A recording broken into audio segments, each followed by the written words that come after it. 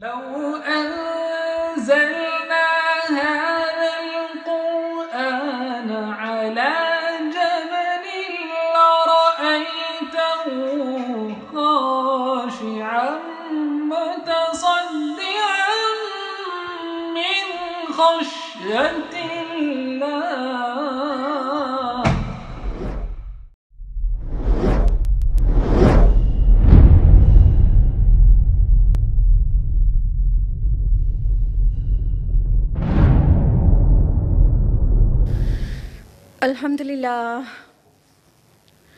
अल्हम्दुलिल्लाह रब्बिल आलमीन वस्सलातु वस्सलामु अला रसूलिहिल करीम व अला आलिहि व अस्हाबिहि अजमईन अम्मा बाद व अऊज़ु बिल्लाहि मिनश शैतानिर रजीम बिस्मिल्लाहिर रहमानिर रहीम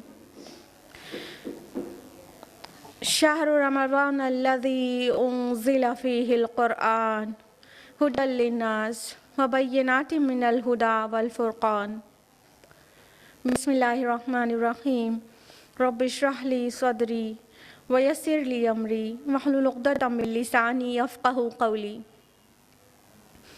मेरे अज़ीज़ सामियात, दर्स कुरान मजीद में आप सबका तहे दिल से खैर मक़दम है। अस्सलामु अलैकुम व रहमतुल्लाहि व बरकातुहू। कैसे आप सभी लोग?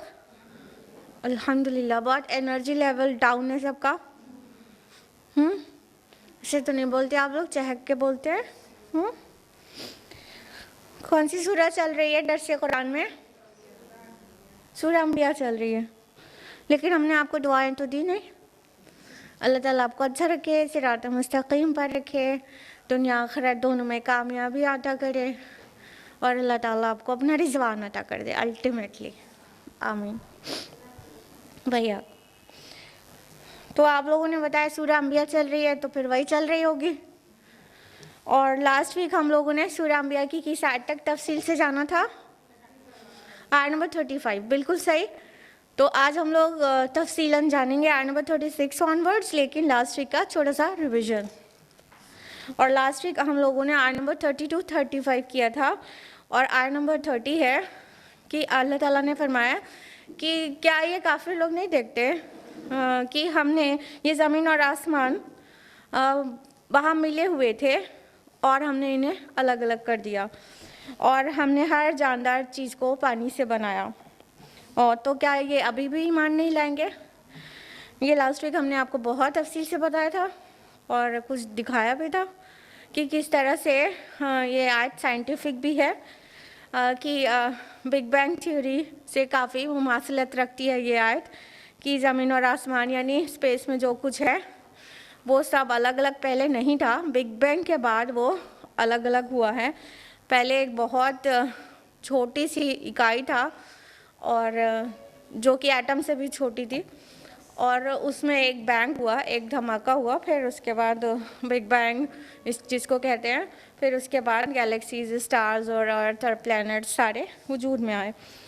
और ये जो कहा था कि हर चीज़ को पानी से बनाया, ये भी आज मॉडर्न साइंस प्रूव कर रही है कि सारे लिविंग बीइंग के जो लाइफ के सेल है, यूनिट है सेल, उसमें अक्सर पोर्शन जो होता है वो साइटोप्लाज्म होता है या प्रोटोप्लाज्म के हैं और वो अक्सर पानी होता है। आयत नंबर 31 में हमने जाना था कि अल्लाह ताला ने फरमाया हमने ज़मीन में मजबूत पहाड़ जमा दिए ताकि उन्हें लेकर ढुलक ना पड़े और हमने उसके अंदर बड़े कुशादा रास्ते बनाए ताकि ये लोग राहयाब हों। यानी अल्लाह ताला ने यहाँ पर जो माउंटेन्स हैं उनका फंक्शन बयान किया है कि ज़मीन में जो पहाड़ हैं उनका काम यह है कि ज़मीन को लुढ़कने से बचाएं। और हमने आपको तफसील से बताया था कि किस तरह पहाड़ खूंटी की तरह गड़े हुए हैं। अगर पहाड़ नहीं होते तो जो अर्थ क्रस्ट है जिस पे हम चलते हैं वो फ्लूट पर तैर रही है और अगर हम चलते तो ये अर्थ क्रस्ट ऐसे से डोलती और पहाड़ नहीं होते तो हम ऐसे चलने में स्टेबल चल ही नहीं सकते थे और गिर पड़ते। तो इतनी साइंटिफिक बात जो मॉडर्न जियोलॉजी बताती है हमको वो कुरान में पहले से मज़कूर है। आयत नंबर 32 में हम लोगों ने जाना था कि अल्लाह ताला ने फरमाया हमने आसमान को महफूज छत बनाया, लेकिन ये लोग इसकी निशानियों में ध्यान नहीं देते, यानी आसमान में जो निशानियां हैं उसको गौर व फिक्र ही नहीं करते। तो हमने आपको ये भी साबित किया था मॉडर्न एस्ट्रोनॉमी के ज़रिए कि किस तरह से आसमान के नीचे हम प्रोटेक्टेड हैं और कितने ही सेलेस्टियल बॉडीज़ हैं जो कि खला में है लेकिन कोई भी ज़मीन पे आके नहीं गिर जाती, नहीं टकरा जाती और बहुत महफूज रहते हैं इस आसमान के नीचे। ये सब अल्लाह ताला ने किया है। आयत नंबर 33 है, और वही है जिसने पैदा किया रात और दिन को, सूरज और चाँद को, और सब अपने अपने फलक में तैर रहे हैं। तो हर एक सेलेस्टियल बॉडी वो हरकत में है, वो अपने अपने ऑर्बिट में घूम रही है।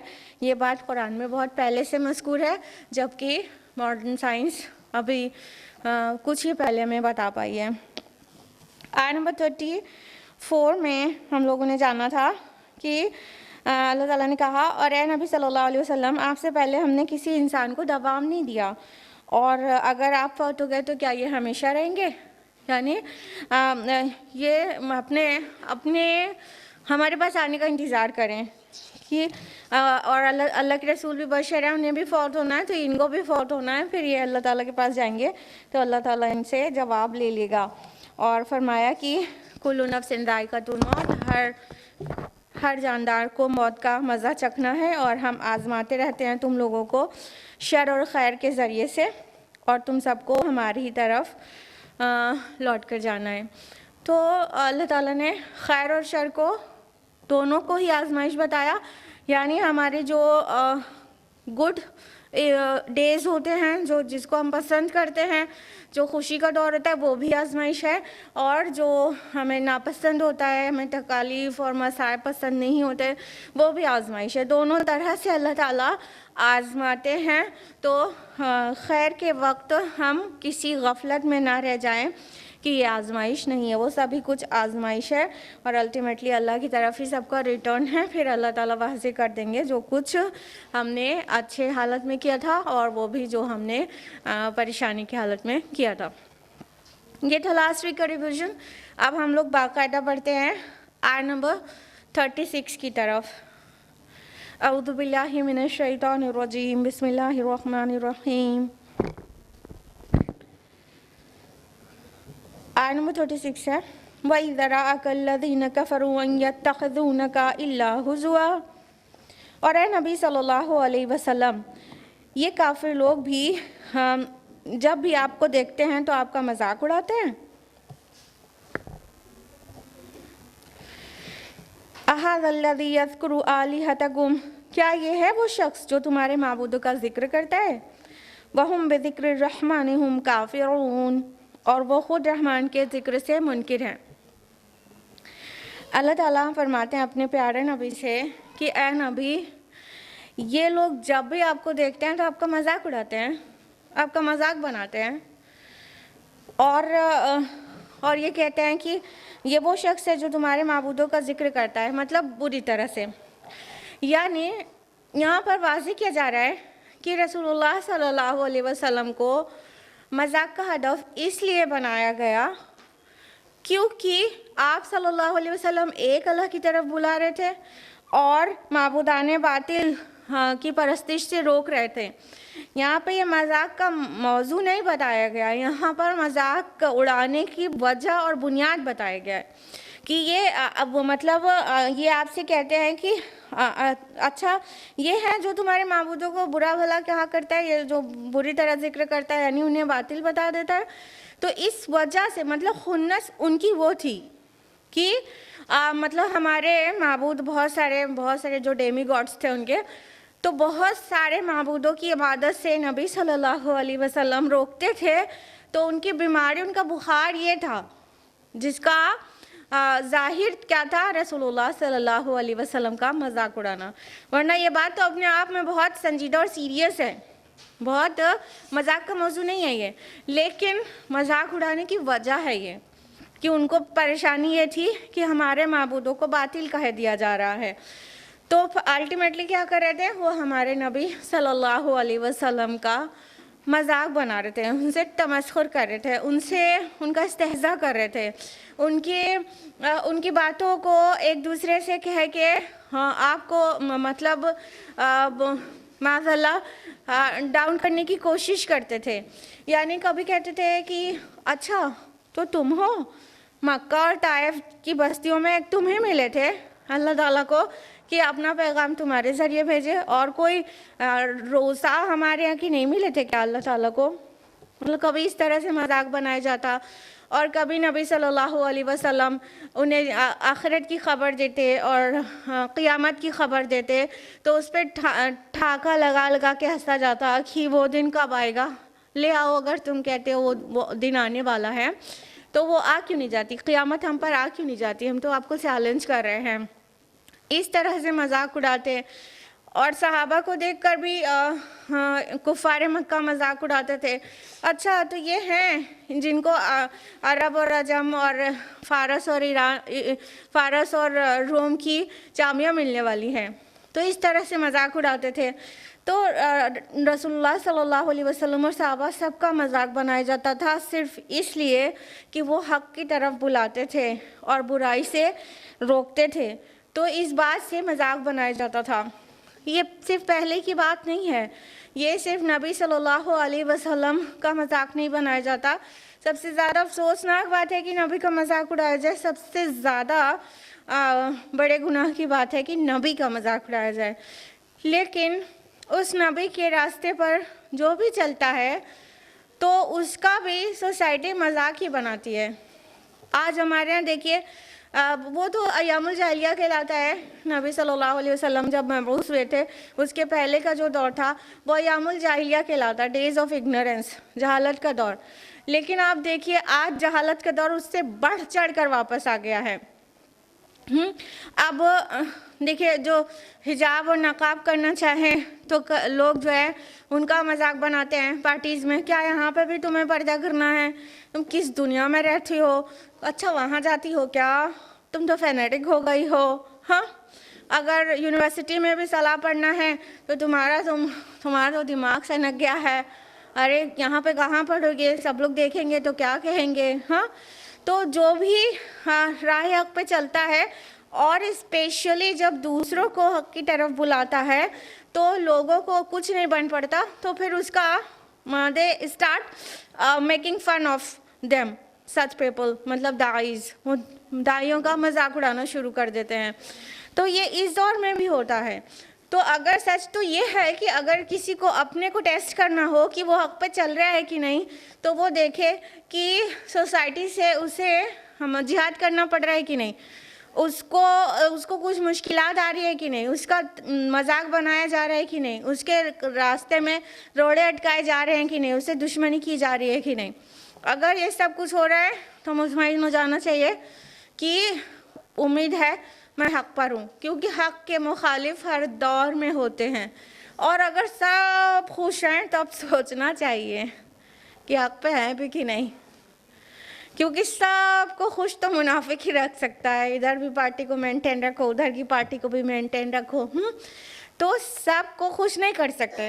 हक़ पे चलने वाले जब सच्ची बात बोलते हैं तो जो हक़ को पसंद नहीं करते उनको कड़वा लगता है, और जब कड़वा लगता है तो बहुत तरह से परेशान करते हैं, और उनमें से एक चीज़ है मेकिंग फ़न ऑफ अदर्स। हाँ, मजाक उड़ाना।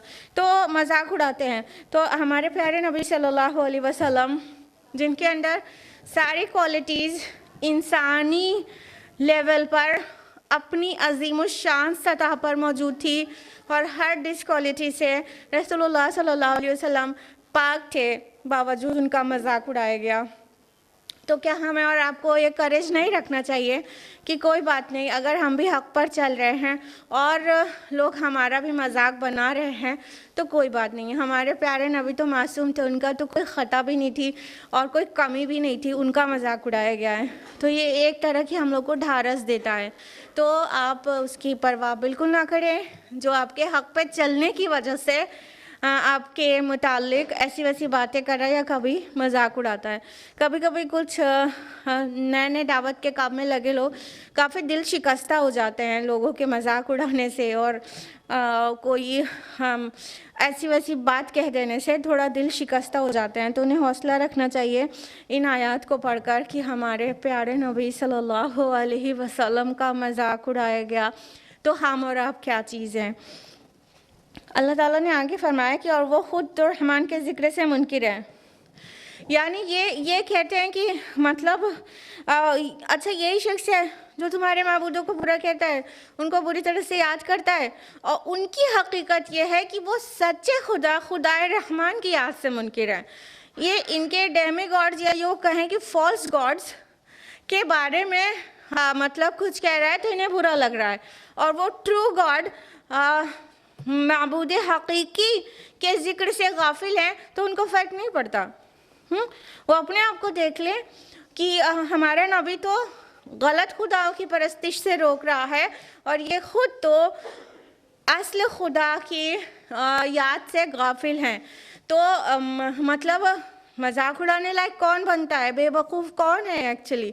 तो ख़ुद तो उनका ये हाल है कि मतलब अल्लाह ताला की याद से जो कि रहमान है, यहाँ पे अल्लाह नहीं वर्ड यूज़ हुआ है, रहमान वर्ड यूज़ हुआ है, रब नहीं यूज़ हुआ है, रहमान यूज़ हुआ है कि वो रहमान के ज़िक्र से गाफिल हैं। यानी ये अल्लाह ताला की शान रहमत है कि वो इतने सारी हरकतें करने के बाद भी लेट गो कर रहा है उनसे, हाँ ओवरलुक कर रहा है उनसे दरगुजर कर रहा है। उसकी रहमत का मजहर है ये कि सारी हरकतें वो कर रहे हैं, लेकिन अल्लाह ताला इस बात पे कादिर होने पर भी कि वो पकड़ सकता है नहीं पकड़ रहा है।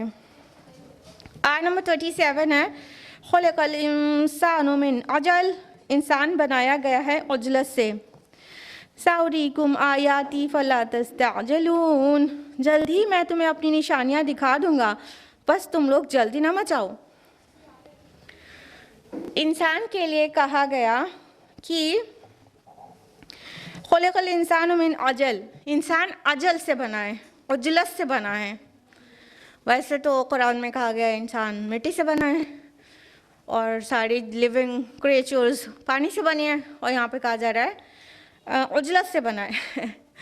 असल में ये एक कहने का अंदाज़ है जो कि किसी चीज़ को बहुत ज़्यादा एम्फसाइज करने के लिए कहा जाता है।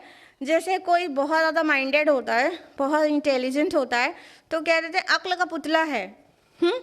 तो उसी तरह कह दिया गया कि ये इंसान उजलत से बना है, मतलब इसके सरिश्त में उजलत है, उसे जल्दी हर चीज़ चाहिए होती है, हर चीज़ का रिटर्न फ़ौरन चाहता है, हर चीज़ का रिस्पांस क्विक चाहता है और उसे इंतज़ार नहीं होता। ये इंसान की फितरत में है। तो जो उजलत है, रशिंग है, वो इट्सेल्फ बुरी चीज़ नहीं है, लेकिन मौके महल के लिहाज से उजलत करना चाहिए, किस चीज़ में उजलत होनी चाहिए और किस चीज़ में जल्दबाजी नहीं करना चाहिए। It depends on the situation, ठीक है। तो कुछ जगहों पर उजलत अच्छी नहीं मानी जाती है, लेकिन कुछ जगहों पे उजलत अच्छी चीज़ है। उजलत अच्छी है, खैर के काम में जल्दी अच्छी है कि अल्लाह ताला ने तो कहा फस्तबिकुल खैरात, खैर के कामों में एक दूसरे पर सबकत ले जाओ। सबकत कैसे ले जाएगा इंसान, जब जल्दी करेगा तभी तो उससे पहले खुद निकल जाएगा।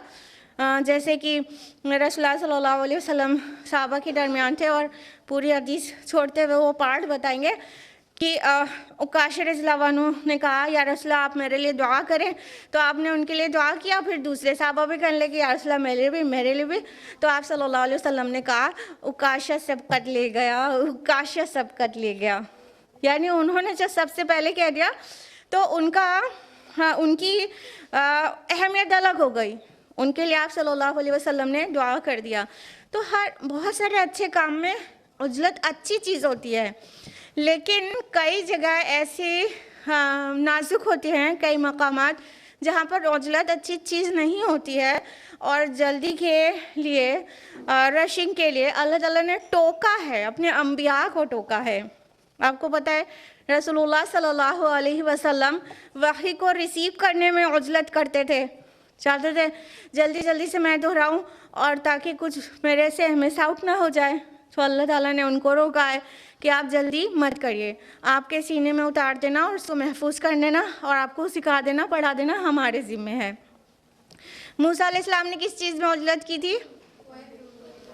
अल्लाह ताला से मुलाकात करने में उजलत की थी। हाँ, तो इसी तरह हर इंसान जो है मतलब आजिल है, और ये दुनिया है उसको आजिला भी कहा जाता है। क्यों? दुनिया में जो चीज़ें मिलती हैं वो जल्दी मिल जाती हैं, इसीलिए इंसान को शैतान आसानी से बहका लेता है, क्योंकि शैतान कहता है कि मैं अभी तुम्हारी मतलब तुम्हारा ख्वाहिश नफ्स ऐसे पूरा हो जाएगा, तुमको इसका ये रिटर्न मिल जाएगा। तो इंसान चूँकि उजलत पसंद है तो वो रशिंग में वो क्या करता है, शैतान के ट्रैप में आसानी से आ जाता है। और आखिरत क्या है? बाद में आने वाली है, तो आखिरत में इंतज़ार करना पड़ता है। लेकिन इंसान का मिजाज क्या है?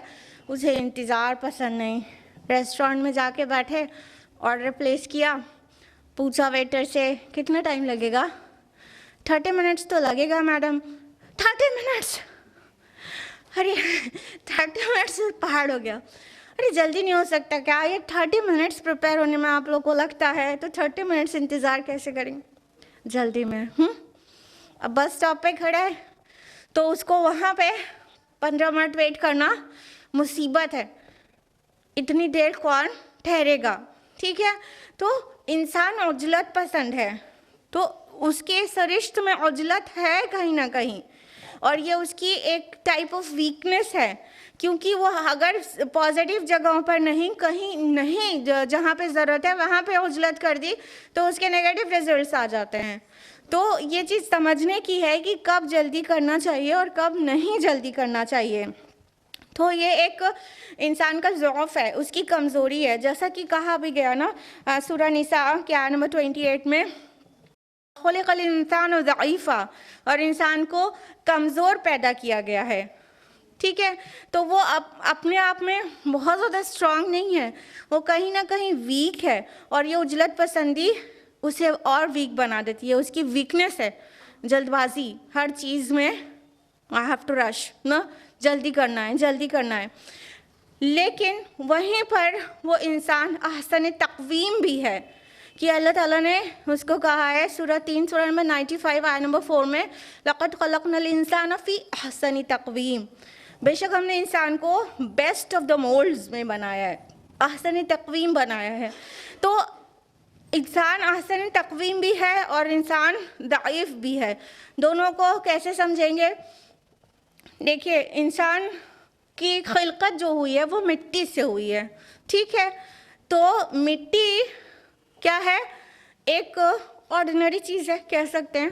ठीक, दूसरी तरफ उसमें अल्लाह ताला ने अपनी रूह फूकी है, तो जो रूह फूकी गई है, उस रूह के फूके जाने से वो अहसन तक़वीम है, उसकी अपनी जो वैल्यू है उसके जैसा फिर कोई नहीं है नॉन क्रिएशंस में। ठीक है, और दूसरी तरफ वो मिट्टी से भी बना हुआ है, तो वो दोनों चीज़ मिलकर वो बहुत बुलंद पाया हस्ती भी है और वो बहुत असफल साफिलीन भी हो जाता है।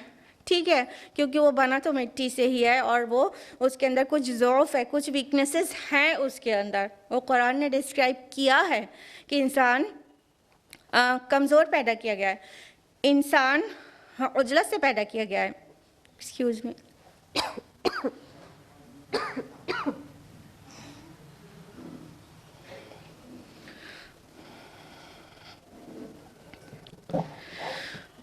अल्लाह ताला आगे फरमाते हैं कि जल्दी मैं तुम्हें अपनी निशानियां दिखा दूंगा, बस तुम लोग मुझसे जल्दी ना मचाओ। यानी हर बात में जल्दी रहती है ना, कभी कभी इंसान खैर के बजाय शर मांग बैठता है जल्दी में। हाँ, रसूलुल्लाह सल्लल्लाहु अलैहि वसल्लम जब वार्न करते थे कि मान जाओ मेरी बात, अदरवाइज़ तुम्हारे पर अजाब आ जाएगा, तो शर मांग बैठते थे उजलत में। अच्छा, वो अजाब कब आ जाएगा? वो अजाब ला दो, हम नहीं मान रहे, हम तो लोग नहीं मान रहे, ला दो हम पर वो अजाब। तो इंसान कई बार अपने लिए शर मांग बैठता है जल्दी में।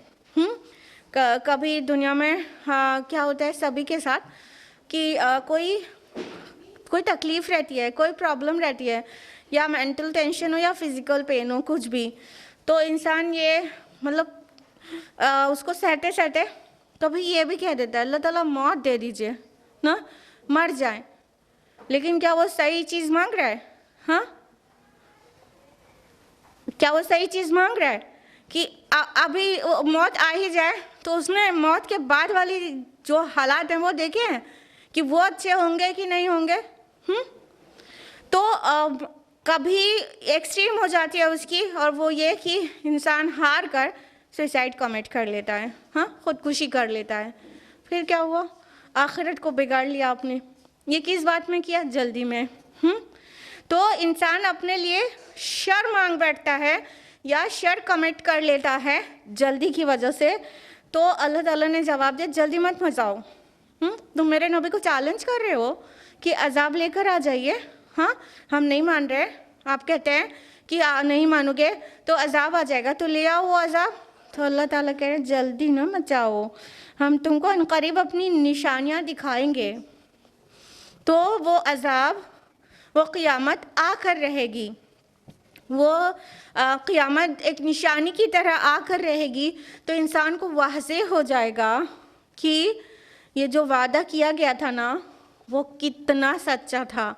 तो अल्लाह ताला फरमा रहे हैं तुम जल्दी मत मचाओ, अनकरीब तुमको वो निशानी दिखा दी जाएगी, यानी क़ियामत, जिसको होनी शुदनी भी कहा गया है कुरान मजीद में। आयत नंबर 38 है, वयक़ूलून मता हाज़ल वअद इन कुंतुम सादिक़ीन, और ये लोग कहते हैं कि ये वादा कब पूरा होगा अगर तुम सच्चे हो। यानी कि वही वादा अज़ाब, वही वादा क़ियामत कि तुम हमसे वादा करते हो कि वो क़ियामत आकर रहेगी, तो ये आएगी कब? ये कुफ़ार का मतलब एक सवाल होता था, और हरगिज़ मत समझिए ये सवाल इल्मी था। वो जानना चाहते थे कि कब आएगी, उनको दिन तारीख बता दिया जाता, उस दिन उस तारीख को आएगी, तो वो इस्लाम कबूल कर लेते, वो ईमान ले आते। नहीं, ये तमस्खुर था उनका, ये इस्तेहज़ा था उनका। वो ये मतलब रसूलुल्लाह सल्लल्लाहु अलैहि वसल्लम को माज़अल्लाह दिखाना चाहते थे कि आप जो कह रहे हैं वो बात सच्ची नहीं है। तो आपको मतलब आपका मजाक बनाने के लिए ये कहते थे कि कब, अगर आप सच्चे हैं तो आप हमको दिखा दीजिए वो वादा कब पूरा होगा जिसका वादा आप हमसे कर रहे हैं। और सोचिए ये किससे कह रहे हैं? सादिकुल मसदूक से कह रहे हैं, इन कुंतुम सादिकीन, अगर तुम सच्चे हो। ये वही लोग हैं, ये मक्की सूरा है ना, तो ये वही लोग हैं जो रसूलुल्लाह सल्लल्लाहु अलैहि वसल्लम को बग़ैर परेशानी के सादिक और अमीन कहते थे अप टू 40 ईयर्स। ठीक है, जब रसूलुल्लाह सल्लल्लाहु अलैहि वसल्लम ने अल्लाह का कलाम पेश किया और उन्हें दावत दी, तो सडनली कहने लगे इन कुंतुम सादिकीन, अगर तुम सच्चे हो तो वो वादा जो तुम कह रहे हो वो बताओ कब पूरा होगा। सोचिए, एक टाइम था मान चुके थे कि अस-सादिक हम इनको कहते हैं, बिल्कुल सच्चे, अल-अमीन कहते हैं, बिल्कुल अमानतदार, ट्रस्टवर्दी, और अब कह रहे हैं कि अच्छा वो अजाब लाकर दिखाओ अगर तुम सच्चे हो। कहने का मतलब कितना आसान था उनके लिए एक सादिकुल मसदूक की तकज़ीब करना और ये शो करना कि आप सच्चे नहीं हैं। माज़अल्लाह, अल्लाह ताला ने अपने नबी सल्लल्लाहु अलैहि वसल्लम के घाव पर मरहम लगाते हुए कुछ इस तरह भी कहा है, ए नबी ये आपको नहीं झुठला रहे हैं, ये तो हमने जो इनके तरफ भेजा है उसको झुठला रहे हैं, हमारे कलाम को। यानी जब तक आप ये कलाम नहीं पेश करते थे तब तक तो ये आपको सादिक कहते थे, आप झुठला रहे हैं तो कलाम को झुठला रहे हैं, हमारे ज़िक्र को झुठला रहे हैं, आपको नहीं झुठला रहे हैं। तो इस तरह से एक शफीक उस्ताद की तरह अल्लाह पाक ने अपने नबी सल्लल्लाहु अलैहि वसल्लम को इस तरह भी आपको सपोर्ट दिया है कि इतनी मुश्किलात में जब हर तरफ से मजाक उड़ाया जा रहा है और तकज़ीब की जा रही है, तो इस तरह के अल्फाज ज़ाहिर बात है वो एक जो ज़ख्म है उस पर मरहम का काम करते होंगे कि जब अल्लाह ताला साथ है और वो इतना मोहब्बत और इतनी शफ़क़त लुटा रहा है तो मुझे किसी की परवाह नहीं है। आयत नंबर 39 है, लौ यअलमुल्लज़ीना कफ़रू हीना ला यकुफ़ूना अन वजूहिहिमुन नार वला अन ज़ुहूरिहिम वला हुम युंसरून। काश उन काफिरों को मालूम होता जब वो आग को हटा ना सकेंगे अपने चेहरों से और ना ही अपनी पीठों से और ना ही उनकी मदद की जाएगी। ये आग के अज़ाब जहन्नम का एक मंजर कशी है, पूरा सीन स्केच किया गया है कि काश इनको मालूम होता, कहने का मतलब कि इनके ऊपर वो वक्त आने वाला है, लेकिन काश ये अभी से समझ जाते, जान जाते कि जब ये आग को अपने चेहरों से हटा ना सकेंगे। यहाँ पर जो अल्फाज आए हैं हीना ला यकुफ़ूना आए हैं। कफ मीन्स होता है हथेली, ठीक है, कफ मीन्स हथेली होता है। जब भी कोई परेशानी, कोई सामने से कोई भी मुसीबत आती है, जैसे आग की हीट है या तो बहुत तेज़ आंधी चले तो धूल है, या सामने से कोई भी चीज़ आ रही होती है तो इंस्टेंटली बिना सोचे, बिना मतलब ज़रा सा भी दिमाग पे जोर डाले हुए फ़ौरन इंसान अपने दोनों हाथ इस तरह से चेहरे पर रख लेता है। मतलब अगर आग की तफिश है या धूल है या कुछ भी है सामने से, या एक्सीडेंट ही होने वाला है सामने से कुछ, तो अपने चेहरे को बचाने की कोशिश करता है ना। तो सबसे ज़्यादा हम जो प्रोटेक्शन देते हैं तो अपने चेहरे को देते हैं। कुछ भी हो, बाकी जिस्म भी अपना ही है, लेकिन चेहरा इतना नाजुक होता है कि हर मुसीबत में सबसे पहले चेहरे को कवर कर लेते हैं। तो अल्लाह ताला ने फरमाया कि मतलब काश ये उस दिन को जान जाते जब आग इनके चेहरे पर चढ़ रही होगी और उसको हटा नहीं सकेंगे। यानी जब आग, अल्लाह ताला ने फरमाया कि उनके लिए आग का ओढ़ना होगा और आग का बिछाना होगा, तो नीचे से भी आग होगी, ऊपर से भी आग होगी, आग का साया होगा, तो आग चेहरों तक चलने लगेगी और फिर इंसान चाहेगा कि मतलब एटलीस्ट चेहरे को तो बचा ले, लेकिन वो चेहरे को भी अपने नहीं बचा पाएगा। और फिर उसके आगे जो मंजर कशी है वो कंटिन्यू होती है कि और ना ही अपनी पीठों को। इंसान जब परेशानी कोई सामने से आ रही होती है चेहरे को छुपाता है, चेहरे को छुपाने के बाद भी उसे तसल्ली नहीं होती तो फ़ौरन मुड़ जाता है, फ़ौरन टर्न हो जाता है, उसकी तरफ पीठ कर देता है जो मुसीबत सामने से आ रही है। हाँ, तो यहाँ पे अगली जो बात कही गई है वो ये कि चेहरों को ना ही आग से बचा पाएंगे और ना ही पीठों को। यानी सामने से आग होगी, ऊपर से आग होगी और इंसान अपना चेहरा छुपाना चाहेगा लेकिन वो जलने से नहीं बचा पाएगा, और नहीं बचा पाएगा तो सामने की मुसीबत से बचने के लिए पीछे घूम जाएगा तो पीठ में भी आग लगेगी और पीठ को भी नहीं बचा पाएगा। ये होगा जहन्नम का अंजाम, जो कि कितना खौफनाक है। हम लोग किस हौसले से कह देते हैं कि देखा जाएगा, हर अच्छी बात को करने में डिले करते हैं और हर बुरे काम को छोड़ने में इतना सोचते हैं और फिर कहते हैं आखिरत किसने देखी है, जब होगा तो देखा जाएगा। ये देखा जाने की हिम्मत है हमको? ये आग का अजाब देखा जाने की हिम्मत है, जहाँ पे कोई मौला और कोई नसीर नहीं होगा, कोई हेल्पर नहीं होगा, फरिश्ते होंगे लेकिन वो भी अजाब के फरिश्ते होंगे, वो भी अल्लाह ताला के ऑर्डर को फॉलो करेंगे और कोई बचाने वाला नहीं होगा। आग का जलना कितना तकलीफ दे होता है। उंगली कट जाती है सब्ज़ी काटते वक्त तो कम तकलीफ़ होती है, लेकिन अगर कुकिंग करते वक्त उंगली जल जाती है तो कितनी तकलीफ़ होती है। हाँ, कितनी तकलीफ़ होती है। तो उस तकलीफ़ को जो हम यहाँ की आग की तकलीफ़ नहीं बर्दाश्त कर पाते हैं, और सबसे ज़्यादा मतलब जलन भरी तकलीफ़ और बेचैन करने वाली और चीख निकल जाने वाली तकलीफ़ जो होती है वो जलने की होती है, और हम यहाँ की आग को नहीं बर्दाश्त कर पाते। इससे 69 टाइम्स मल्टीप्लाई करके 70 टाइम की जो आग होगी उसके लिए कैसे इतनी हिम्मत कर लेते हैं। देखा जाएगा, कैसे देखा जाएगा? यहाँ हलालो हराम की तमीज़ नहीं करते, देखा जाएगा। एक शख्स ने ब्रदर साहिल अदीम से कहा कि वो उसकी बीवी का दिमाग कुछ ख़राब हो गया है। वो रोज़ रोज़ क्या करती है, बच्चे को बर्नर पे, एकदम छोटी सी बच्ची है, उसको चूल्हे पे बर्नर पे ले जाके रखने की कोशिश करती है। तो उन्होंने कहा कि क्या मतलब ऐसे क्यों करती है? कहीं वो उसका दिमाग ख़राब होगा, मेंटल है वो। बस अरे बोलती क्या है वो इतने नन्हे से बच्चे को, क्यों वो चूल्हे पे रखना चाहती है, वो क्यों रखती है? तो बोला ना वो मेंटल है। क्या कहती क्या है? तो बोला कि वो इंटरेस्ट कहती है छोड़ दो, नहीं तो जो आखिरत में होना है वही मैं दिखा रही हूँ। वही बच्चे को हराम खिलाओगे तो ये जलना तो आग में ही है ना। तो मैं अभी दिखाती हूँ तुम्हारी बेटी को आग में जला के कि कैसा लगता है तुम्हें, देख पाओगे? ऐसी माँ होना चाहिए जो अपने लिए भी कंसर्न हो, अपनी औलाद के लिए भी हराम ना खिलाए।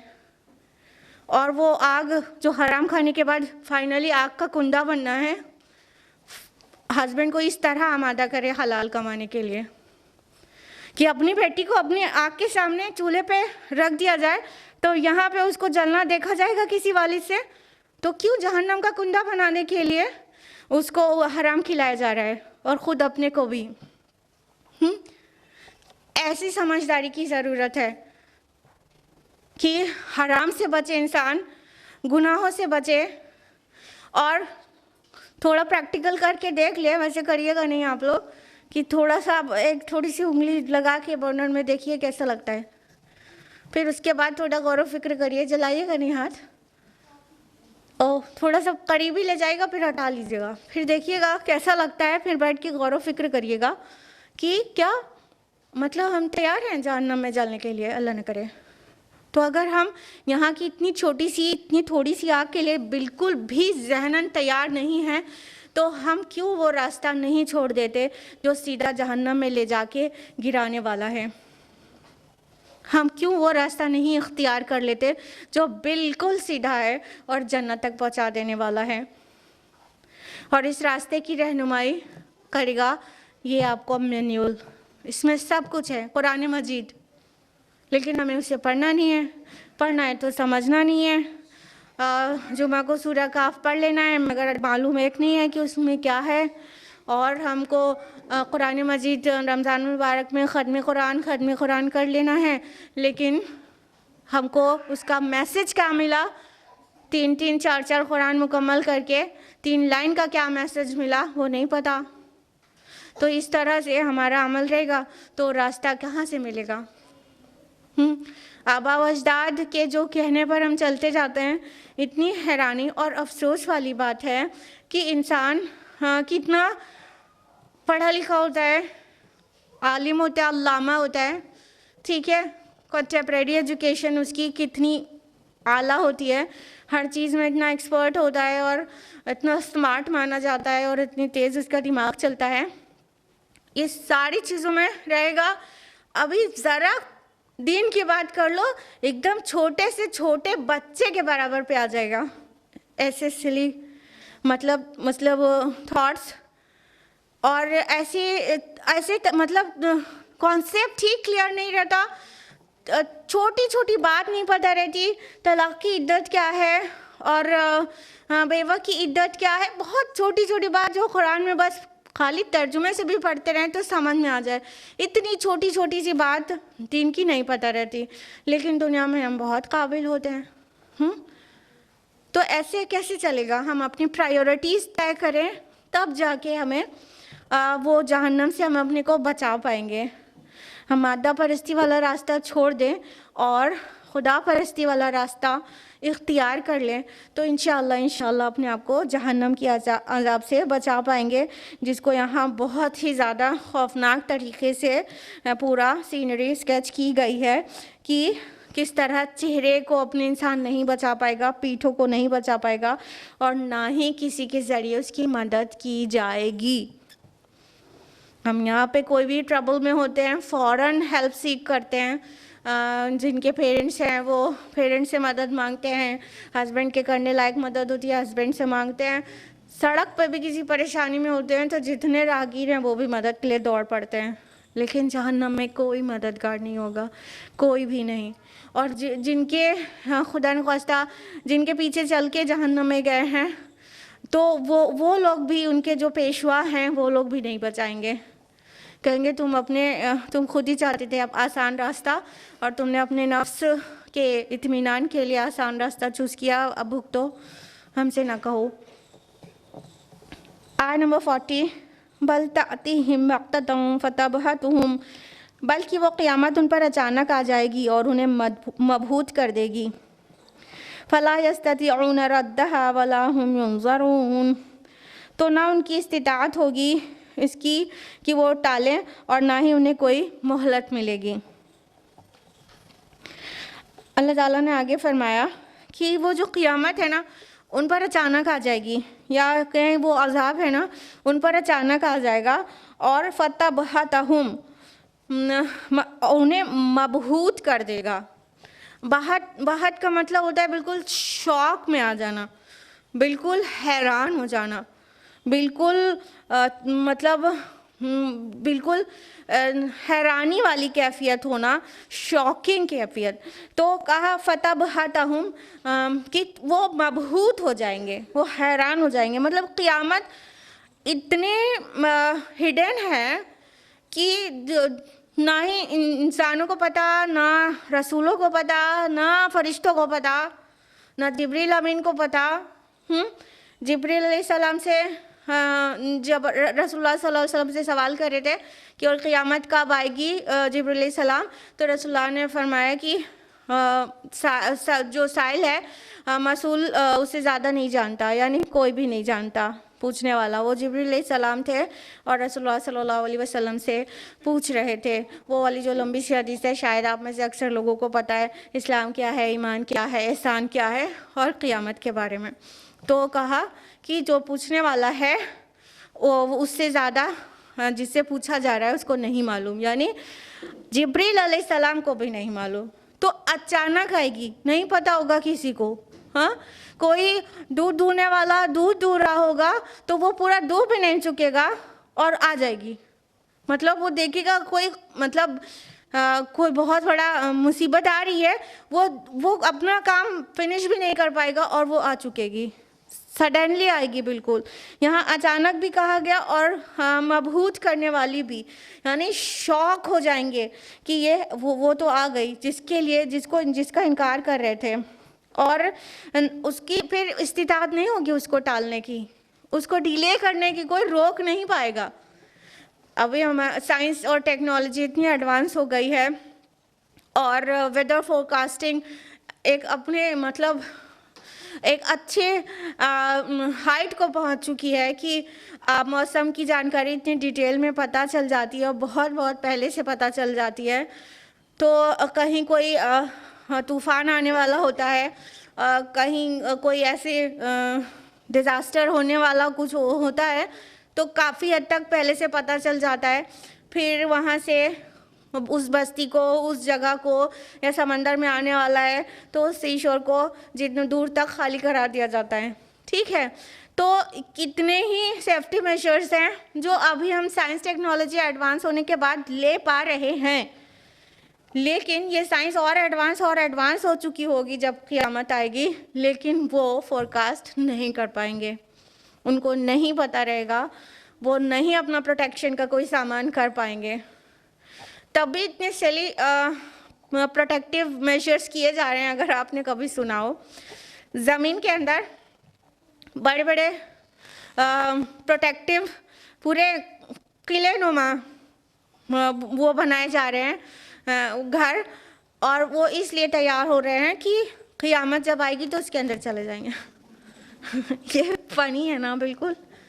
अल्लाह ताला कह रहे हैं कि मतलब एकदम वो हैरान हो जाएंगे और बिल्कुल भी बचा नहीं सकेंगे अपने आप को, और वो तब भी क़यामत से बचने के लिए अपना प्रोटेक्शन अपनी तरह से कर रहे हैं। जबकि ये ज़मीन तो कूद के बराबर कर दी जाएगी, तो उनकी ज़मीन के अंदर वाले क्या बच पाएंगे। हाँ, तो इस तरह से क़यामत इतनी अचानक आएगी कि हक्का बक्का रह जाएगा इंसान, और वो समझ ही नहीं पाएगा कि ये क्या हो गया। आयत नंबर 41 है, वलक़द इस्तुहज़िअ बिरुसुलिम मिन क़ब्लिक, और ए नबी सल्लल्लाहु अलैहि वसल्लम, आपसे पहले जो रसूल आए थे उनका भी मजाक उड़ाया गया था। फ़हाक़ बिल्लज़ीना सख़िरू मिनहुम मा कानू यस्तहज़िऊन, तो फिर घेर लिया उनमें से मजाक उड़ाने वालों को उसी अजाब ने जिसका वो मजाक उड़ाया करते थे। यानी अल्लाह ताला एक शफ़ीक़ मेहरबान की हैसियत से अपने नबी को बहुत एक सहारा दे रहे हैं, उन्हें तसल्ली दे रहे हैं कि ए नबी सल्लल्लाहु अलैहि वसल्लम, ये आप पहले रसूल नहीं हैं जो आपके साथ ये मजाक उड़ाने वाला काम कर रही है आपकी मिल्लत, बल्कि आपसे पहले जितने भी रसूल आए, जितने भी नबी आए, सब ने ये काम किया है दावत का, और उनका मजाक बनाया गया है, सबका बनाया गया है। तो ऐसा कोई भी नबी नहीं हुआ, ऐसा कोई भी रसूल नहीं हुआ जिनका मजाक नहीं उड़ाया गया हो। जब इस तरह की बातें होती हैं तो कुछ तो तसल्ली मिलती है ना, कुछ तो ज़ख्म पर मरहम लग जाता है ना। जब नबी सल्लल्लाहु अलैहि वसल्लम बाहर कुफार की लायानी और बेहुदा बातों से परेशान होते, तो घर आते तो खदीजा रज़ियल्लाहु अन्हा यही बात कहती हैं जो यहाँ पर है कि या रसूलल्लाह, क्या आपके अलावा और कोई भी रसूल ऐसा हुआ है कि जिसका कुफार ने मजाक ना उड़ाया हो। और रसूलुल्लाह सल्लल्लाहु अलैहि वसल्लम का बयान है कि खदीजा की ऐसी बातों से मुझे हौसला आ जाता और मेरा गम और मलाल कम हो जाता। तो अल्लाह ताला भी शफ़ीक़ उस्ताद की हैसियत से अपने नबी सल्लल्लाहु अलैहि वसल्लम को शफ़क़त से, इंतहाई मोहब्बत से उन्हें तसल्ली दे रहा है कि ए नबी, हर रसूल का मजाक उड़ाया गया है। कोई रसूल ऐसा हुआ ही नहीं कि उसने अल्लाह का कलाम पेश किया हो या तौहीद की तरफ बुलाया हो, स्पेशली आखिरत की दावत दी हो, क़यामत की ख़बर दी हो और उसका मजाक ना उड़ाया गया हो। सब के साथ यही हुआ है। और अल्टीमेटली हुआ क्या कि उस अजाब ने उन्हें घेर लिया जिस चीज़ का वो मजाक उड़ाते थे। यानी इसी बात का, अजाब का और क़यामत का मजाक उड़ाते थे ना, तो वो जो इंसान कई बार जब किसी के लिए गड्ढा खोदता है ना, तो उसी गड्ढे में खुद गिर जाता है। किसी के लिए ट्रैप लगाता है तो उसी ट्रैप में खुद फंस जाता है। देखिए, जब नूह अलैहिस्सलाम कश्ती बना रहे थे तो उनके कौम के जो बड़े वाइट कॉलर पीपल थे, जब वो वहाँ से गुज़रते थे तो वो मजाक उड़ाते थे, अच्छा ये लकड़ी की कश्ती से मतलब तुम लोग बचोगे और बाकी सब डूब जाएंगे। अच्छा, ठहाका लगा कर हंसते थे। फिर क्या हुआ अल्टीमेटली कि उसी कश्ती में नूह अलैहिस्सलाम और मोमिनीन बचे, और उसी अजाब की ख़बर जो नूह अलैहिस्सलाम देते थे और वो नहीं मानते थे, उसी अजाब में वो गिरफ़्तार हुए कि नहीं हुए मजाक उड़ाने वाले। उसी फ्लड का वो मजाक उड़ा रहे थे, उसी फ्लड में वो तबाह हो गए ना, बर्बाद हो गए। तो अल्लाह ताला फरमाते हैं कि उसी घेर लिया उसी ने जिसका वो मजाक उड़ाते थे। यानी अजाब का मजाक उड़ाते थे तो अजाब ने उन्हें घेर लिया। उससे पहले और भी जो रसूल आए उन्होंने अजाब की खबर दी है बाकायदा दिन तारीख के साथ। यानी ऐसे सडनली नहीं आ जाता था। अब हमारे दरमियान कोई नबी रसूल मौजूद नहीं है, तो जो भी नेचुरल डिज़ास्टर्स होते हैं वो सडनली हो जाते हैं, और उसकी कोई ऐसी खबर नहीं, वार्निंग टाइप की खबर नहीं रहती। लेकिन ये इस अजाब में किसी भी कौम को, किसी भी मिल्लत को, किसी भी नेशन को पूरी तरह से मिटा नहीं दिया जाता। ठीक है, आता है कुछ नेचुरल डिज़ास्टर्स, उसके कई रीज़न्स होते हैं, लेकिन उसमें किसी कौम को मिटा नहीं दिया जाता। लेकिन रसूलों की तकज़ीब करने के बाद जो दिन तारीख बता के अजाब की ख़बर दी जाती है, उस अजाब के आने के बाद नसिया मनसिया कर दिया जाता है, भूला बिसरा बिल्कुल मिटा के ख़त्म कर दिया जाता है। बिल्कुल जैसे सफ़ाई हस्ती से मिटा दिया जाता है।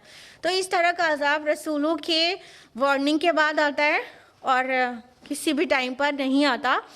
लेकिन जो भी कुछ आता है उसमें बहुत सारे रीज़न्स होते हैं।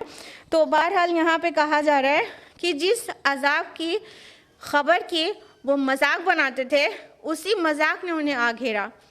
यानी वो नहीं माने और मजाक बनाया ना, तो उनका नहीं मानना और मजाक बनाया जाना उसका अज़ाब का मुस्तहिक उनको बना दिया गया। आयत नंबर 42 है, कुल मन यक्लउकुम बिल्लैलि वन्नहारि मिनर रहमान। आप उनसे पूछिए कि कौन तुम्हारी हिफाजत करता है रात दिन रहमान की तरफ से। बल हुम अन ज़िक्र रब्बिहिम मुअरिदून, बल्कि ये लोग अपने रब के ज़िक्र से एराज़ किए हुए हैं। अब ये वाली जो आयत है वो दोहरा माना दे रही है। दो तरह से इसको ट्रांसलेट कर सकते हैं। एक ये हुआ कि आप उनसे पूछिए कौन तुम्हारी हिफाजत करता है दिन रात रहमान की तरफ से, मिनर रहमान। तो ये इस तरह भी समझ सकते रहमान की तरफ से, यानी रहमान के अपॉइंटेड फरिश्ते तुम्हारी हिफाजत में लगे हुए हैं। या इसका ये तर्जुमा भी हो सकता है कि आप उनसे पूछिए कौन है जो तुम्हारी हिफाजत कर सकता है अगर रहमान तुमको कोई दुखी पहुंचाना चाहे, कोई भी तुम पर मुसीबत ही लाना चाहे, तो दिन रात तुमको कोई है जो तुमको बचा ले जब रहमान तुम पर अजाब लेकर आए। तो इस तरह से भी इस आयत को समझ सकते हैं। अगर इसका पॉजिटिव ट्रांसलेशन करेंगे कि कौन है जो रहमान की तरफ से तुम्हें बचाता हो, इनसे पूछिए, तो इसका मतलब होगा कि अल्लाह ताला ने बहुत सारे फरिश्ते ऐसे रखे हैं जो हिफाजती फरिश्ते हैं। ठीक है, प्रोटेक्टिव एंजल्स जो प्रोटेक्शन का काम करते हैं, एंजल्स ऑफ प्रोटेक्शन, उनका काम है हिफाजत करना। तो और ये कुरान मजीद में मेंशन्ड है, ऐसी बात नहीं है। सूरह अनआम आयत नंबर 61 में है, वयुरसिलु अलैकुम हफ़ज़ा, वह फरिश्तों की सूरत में तुम्हारे मुहाफिज मुकर्रर करता है। और सूरह रात की आयत नंबर 11 है कि और उसके लिए बारी बारी आने वाले पहरेदार हैं और उसके सामने वो और उसके पीछे से हिफाजत करते रहते हैं अल्लाह के हुक्म से। यानी अल्लाह ताला ने बॉडी गार्ड्स लगा रखे हैं हमारे। सुभान अल्लाह।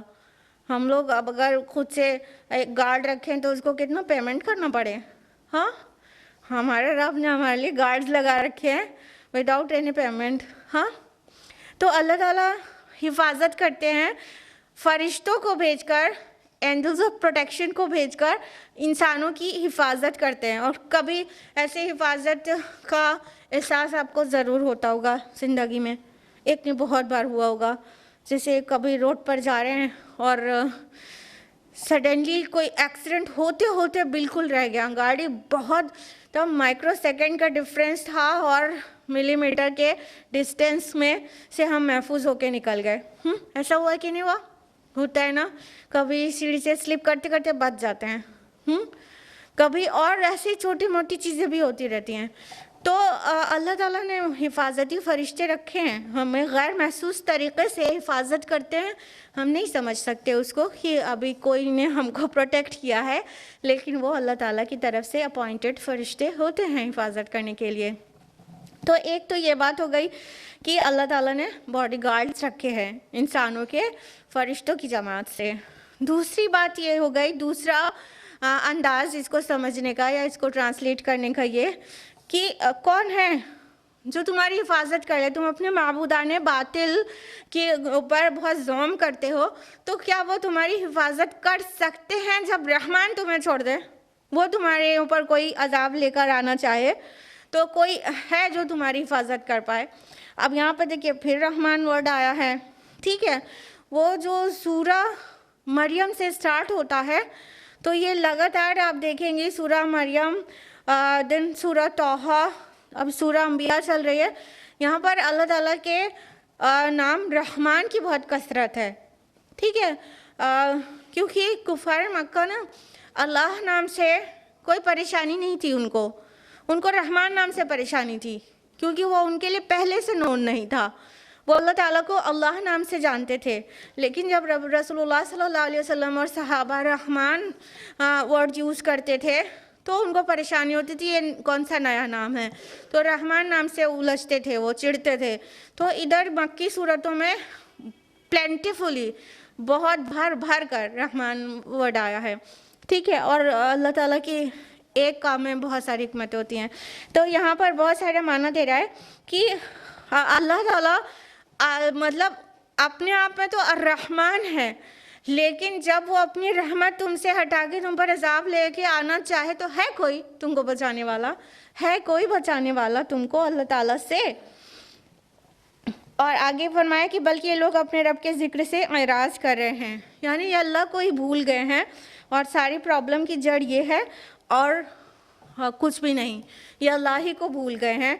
अल्लाह ताला को वैसा याद नहीं करते, वैसा याद नहीं रखते जैसा उसका हक़ है, और वो भूलने की वजह से ही उसको सही रिकग्नाइज नहीं कर पा रहे हैं और मादा परस्ती के मोटे मोटे पर्दे उनके दिलों पर पड़ गए हैं कि वो जो अल्लाह ताला का एक मारिफत दिल के अंदर है वो बाहर नहीं आ पा रही है। आयत नंबर 43 है, अम लहुम आलियतुन तमनउहुम मिन दूनिना, क्या उनके ऐसे माबूद हैं हमारे सिवा जो उनको बचाते हैं। ला यस्ततिऊन नस्र अनफुसिहिम वला हुम मिन्ना युस्हबून, वो तो खुद अपनी मदद भी नहीं कर सकते और ना ही वो हमारे मुकाबले में उनकी मुसाहबत कर सकते हैं।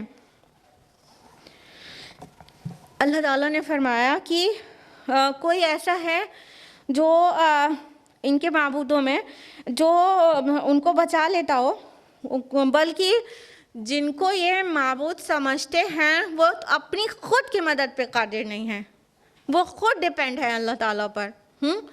यानी अगर औलिया को और फरिश्तों को या किसी को मतलब अल्लाह ताला के साथ एसोसिएट किया गया इबादत में या गुजारिशात में या दुआओं में, तो वो खुद अपनी मदद पे तो कादिर नहीं है, तो वो दूसरों की क्या मदद करेंगे।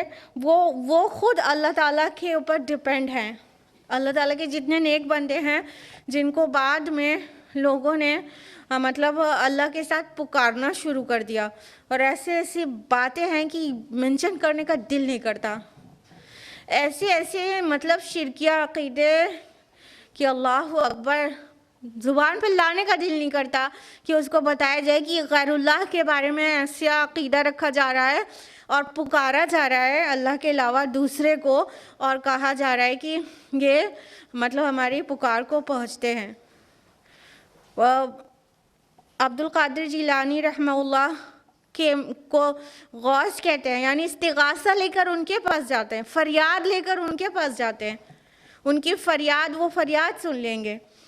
और मोइनुद्दीन चिश्ती रहमहुल्लाह उनके मुतालिक कैसे हवाई बातें हैं कि वहाँ पर मतलब वो हमारी फरियाद को पूरा कर देते हैं और हमारे आने को हज मबरूर की तरह कबूल कर लीजिए। अस्तगफिरुल्लाह, यहाँ आपके पास आना दीदार करना ये हज का सब्स्टिट्यूशन है, ये दूसरा हज है।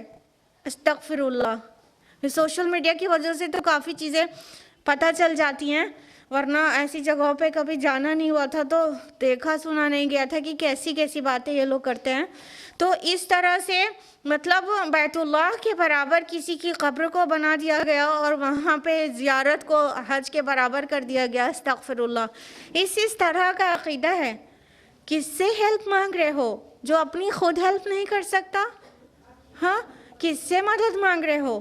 क्या तुम समझते नहीं उसके बाद भी मुसलमान है? अल्लाह अल्लाह खैर सल्ला, उसके बाद भी मुसलमान है, खुल्ला शिर्क हो रहा है फिर भी मुसलमान है। कैसा क्या कुरान यही सिखाता है? उनकी बीमारी क्या है? कुरान नहीं पढ़ते, कुरान को समझते नहीं, जानते नहीं कुरान में क्या लिखा हुआ है।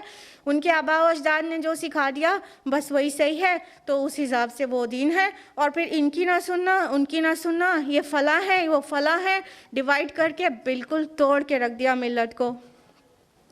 बाकी ब्लाइंडली फॉलो कर रहे हैं कि हाँ उनकी नहीं सुनना है, नहीं ब्रेन वॉश कर देंगे।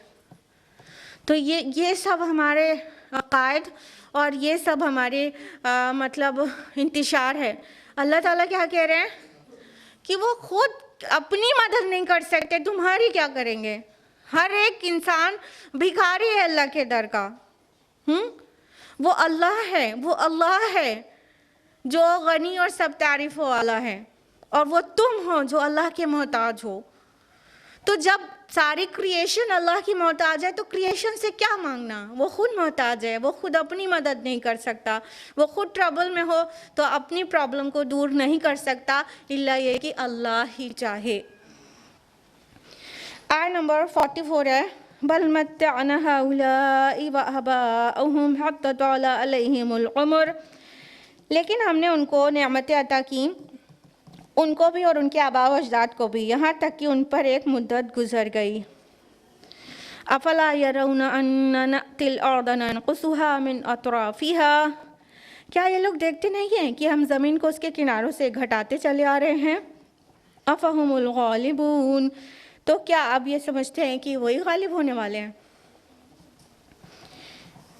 अल्लाह ताला ने फरमाया कि हमने इनको, इनके आबा व अजदाद को भी बहुत सारी नेमतों से माला माल कर दिया था। इसी वजह से इनको लगा कि मतलब सब सही जा रहा है, हम कितना भी कुफ्र की रविश पर रहें या शिर्क करें, लेकिन हमें नवाजा तो जा रहा है। तो ये मुद्दत उन पर बहुत तवील हो गई। कहने का मतलब वो बिल्कुल बेपरवाह हो गए कि पकड़ा तो जा नहीं रहा है, तो उसका मतलब सही है। तो उसका जवाब क्या आया, सुनिए। क्या ये देखते नहीं कि हम ज़मीन को उसके किनारों से घटाते चले आ रहे हैं। अब ये इतना बामाना फ़िक्रा है। ज़मीन को उसके किनारों से घटाने का एक मतलब ये है, यहाँ पे जो अल्फाज है ननकुसुहा मिन अतराफिहा, कम कर रहे हैं, डिक्रीज़ कर रहे हैं ज़मीन को हर तरफ से, एवरी साइड्स। तो ज़मीन को घटाने का मतलब एक तो यह है कि कुफ्र की ज़मीन तंग हो रही है और इस्लाम की ज़मीन फैल रही है।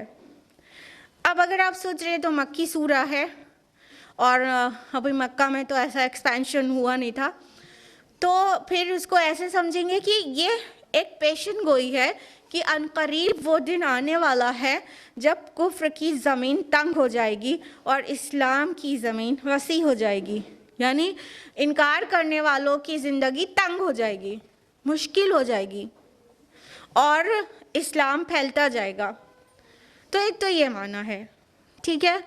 और इसके कुछ साइंटिफिक मतलब भी बनता है कि जो सी लेवल है, अगर आपको पता हो, ये क्लाइमेटिक चेंजेस की वजह से सी लेवल बढ़ रहा है, लगातार सी लेवल बढ़ रहा है, ग्लेशियर्स पिघल रहे हैं ना, तो जिसकी वजह से सी लेवल बढ़ रहा है और जो अर्थ है वो श्रिंक हो रही है। वो जी हाँ, यहाँ सॉइल इरोजन की बात नहीं हो रही है एक्चुअली।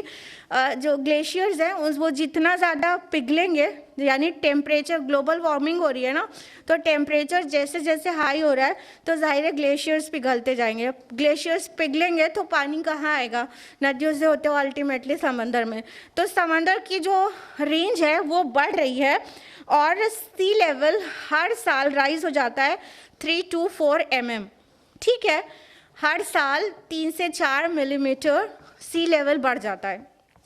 ऐसे पानी का जो बढ़ता जा रहा है, तो ये भी इस तरह से भी समझ सकते हैं ज़मीन घट रही है, ठीक है। तो अल्लाह ताला फरमाए हम ज़मीन को उसके किनारों से घटाते चले आ रहे हैं।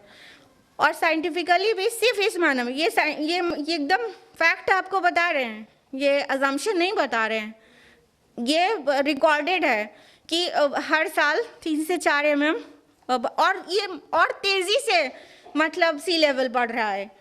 मतलब पीछे 200 साल पहले की बात करते तो 3 to 4 mm नहीं था, अब वो और तेज़ हो गया। तो हर 25-50 साल में अच्छा खासा सी लेवल बढ़ जाता है। और उसके अलावा ये जो हमारी अर्थ है ना, ये इसका जो सरफेस है ना वो पूरा डस्टी है, ये क्रस्ट पे जो है। तो ये अर्थ का जो डस्ट है, जो यहाँ का मास है, वो बहुत ही तेज़ी से मतलब सेवरल 100 टन्स ऑफ मास ये हर दिन अर्थ लूज करती है, ये स्पेस में चला जाता है, जबकि यहाँ पे ग्रेविटी है, येट स्पेस में निकलता जा रहा है। तो अर्थ ज़मीन ऐसे भी छोटी हो रही है, यानी जो ज़मीन है उसका मास स्पेस में गिरने की वजह से ये श्रिंक होती जा रही है। This is also a fact, ये भी फैक्ट है, ठीक है, कि ज़मीन का मास कम हो रहा है तो उसका मतलब ज़मीन अपने किनारों से सिकुड़ रही है। तो इस तरह भी ज़मीन सिकुड़ रही है, सी लेवल राइज हो रहा है और जो सरफेस ऑफ द अर्थ है वो कम हो रहा है, इस तरह से भी ज़मीन सिकुड़ रही है। और गुनाहगारों के लिए बचकर निकलने की कोई जगह नहीं रहेगी, इस तरह से उनका ग्राउंड भी टाइट हो रहा है, इस तरह भी ज़मीन सिकुड़ रही है, टाइट हो रही है। तो अल्लाह ताला ने यहाँ इसका आर्ग्यूमेंट इस जगह पे दिया है कि ये इतनी नेमतों का वो अवेल करते करते इनको मुद्दत दराज हो गई, इनको दिन लग गए, ये समझते हैं कि मतलब ये पकड़े नहीं जाएंगे। नहीं, हम तो ज़मीन को घटाते चले आ रहे हैं उसके किनारों से, ये एक दिन पकड़े जाएंगे और इनका मतलब क़ियामत आ जाएगी और इनका हिसाब किताब होगा, ये बचकर कहीं जाने वाले नहीं हैं। फरमाया अफ़हुमुल गालिबून, तो क्या ये आप समझते हैं कि ये गालिब आ जाएंगे? यानी वैसे अगर इसको कॉन्टेक्स्ट में देखा जाए तो मक्का की में ये नाजिल हुई सूरा है और उस वक्त ये कहना एक बहुत बड़ी बात थी कि जिस वक्त कुफार की तरफ से टॉर्चर चल रहा है और रसूलुल्लाह सल्लल्लाहु अलैहि वसल्लम और सहाबा सब के सब परसिक्यूट किए जा रहे हैं, उस वक्त ये चैलेंज करना कि तो क्या ये लोग गालिब हो जाएंगे, ये बहुत बड़ी बात है। ये बहुत बड़ी बात है। अगर अभी सही से समझ में नहीं आया तो इस तरह समझिए कि अगर कोई कहे कि बांग्लादेश है ये यूएसए पर गालिब आ जाएगा तो ठाक मार के सब हंसने लगेंगे। हाँ, ऐसे ही तो लगेगा, ये बांग्लादेश ना इसके पास रिसोर्सेज, ना इसके पास असलहे, ना इसके पास टेक्नोलॉजी, ना साइंटिस्ट, ना इनके पास कुछ भी नहीं, और यूएसए हर चीज़ में सबसे आगे। तो वो बांग्लादेश के लिए मतलब कह दिया जाए कि मतलब क्या यूएसए वाले गालिब आ जाएंगे और बांग्लादेश हो जाएगा, मतलब ऐसे ही रह जाएगा, तो ये बिल्कुल हंसने वाली बात होगी ना आज के दौर में। तो ये सिर्फ समझाने के लिए आपको मिसाल दी, नियर अबाउट ऐसी ही पोजीशन, बल्कि इससे भी गई गुजरी पोजीशन थी मुसलमानों की मक्का में कि चंद मुट्ठी भर मुसलमान ईमान लाए थे, रसूलुल्लाह सल्लल्लाहु अलैहि वसल्लम मशक्क़त शाक़ा कर रहे थे अल्लाह की तरफ से जो हुक्म उन्हें मिला उस दावत को पहुंचाने के लिए। उस मशक्क़त के दौर में जबकि सब तरफ से मतलब परसिक्यूट किया जा रहा है और जिनको परसिक्यूट किया जा रहा है उनको ऑर्डर क्या है, कुफ़ू अयदियकुम, अपने हाथों को बंधे रखो, मतलब बिल्कुल रेज मत करो हैंड्स को, इवन इन सेल्फ डिफेंस, बस सब्र ही करो, सब्र ही करो। ऐसी पोजीशन में कहा जाए अगर किसी को कि क्या तुम इतना मतलब दंदनाते फिर रहे हो पूरे शहर में, तो क्या तुम गालिब आ जाओगे, तो ये हंसने वाली जैसी होती थी। लेकिन कहा गया है और नियर फ्यूचर में वो हो गया है। ये मक्का से माइग्रेट होते हैं रसूलुल्लाह सल्लल्लाहु अलैहि वसल्लम और मदीना में बेताज बादशाह की हैसियत से स्टेब्लिश हो जाते हैं और सिर्फ 8 साल के बाद ये मक्का जहाँ पर की ज़मीन तंग की जा रही थी और निकालने पे मजबूर कर दिया गया था और जान लेने के लिए खड़े थे, उसी मक्का को फतह कर लिया जाता है विदिन 8 ईयर्स और वो पूरा गलबा इस्लाम को नसीब हो जाता है। तो अगर ये मतलब फ्यूचर की बात कही गई है तो वो बहुत जल्दी पूरा हो गया। इसी तरह अल्लाह ताला कादिर है हर एक चीज़ पर, बस हमें उसकी मानना है और उसके नबी के बताए तरीक़े पर चलना है। फिर जो नहीं होने लायक चीज़ दिख रही होगी वो भी अल्लाह ताला बिल्कुल मुमकिन कर देगा। हम लोग ने आया नंबर 44 तक किया है। इंशाल्लाह नेक्स्ट वीक इसके आगे से जानेंगे। अल्लाह ताला से दुआ है कि वो हम सभी को कुरान मजीद पढ़ने, समझने, गौर व फिक्र करने, गौर-तज़नी करने और मुकम्मल अमल करने की और गैरों तक पहुँचाने की तौफ़ीक़ अता फ़रमाए। आमीन। व आखिरु दावाना अनिल हम्दुलिल्लाहि रब्बिल आलमीन। वस्सलामु अलैकुम व रहमतुल्लाहि व बरकातुहू।